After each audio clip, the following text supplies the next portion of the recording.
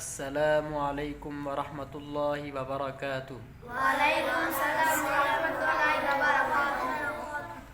دوستو، امید ہے کہ آپ احباب خیر و عافیت سے ہوں گے، اور ہم دعا کرتے ہیں اللہ آپ کو اپنے حفظ و امان میں رکھے۔ دوستو، آپ اور ہم ایک اپنے کلاس میں موجود ہیں، اور کلاس میں اپنے بچوں کے ساتھ بیٹھے، تو آج ہم آپ کو انشاءاللہ اللہ تبارک و تعالیٰ کے حمد و نعت سنائیں گے۔ ہم جو سندھی آدمی ہیں، سندھی بندے ہیں، یہ ہمارے چھوٹے چھوٹے بچے ہیں جو سندھ میں رہنے والے ہیں اور سندھی ہیں، اس لیے کہ ہم سندھی میں حمد و نعت کریں گے۔ انشاءاللہ آپ کو ضرور پسند آئے گی، اور آگے جا کر ہم آپ کو انشاءاللہ اچھی ویڈیو بھی دکھائیں گے، اور انشاءاللہ اردو میں بھی آپ کو نعت مقبول رسول صلی اللہ علیہ وسلم سنائیں گے۔ تو ابھی آج ہم سندھ میں آپ کو بتاتے ہیں۔ اے مونجا خدا سائیں،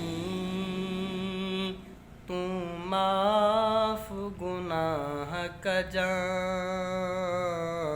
جڏहिं تُنहिंجے اچاں ساموں رحمت جی نگاہ کجاں۔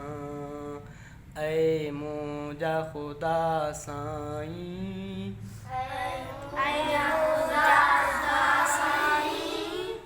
تو معاف گناہ کجاں،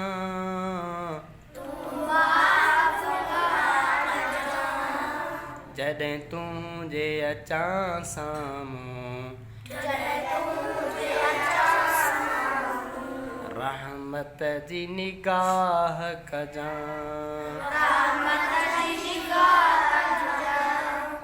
جتے ہوندا نبی سارا، ایں مونجو نبی سائیں، جتے ہوندا نبی سارا،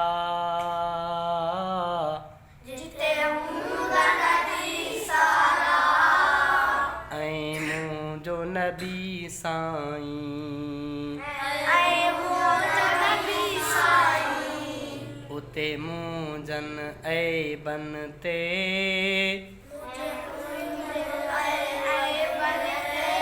ستارتوں پر دوڑی جاں، جڏहिं تُنहिंجے اچاں ساموں رحمت جی نگاہ کجاں۔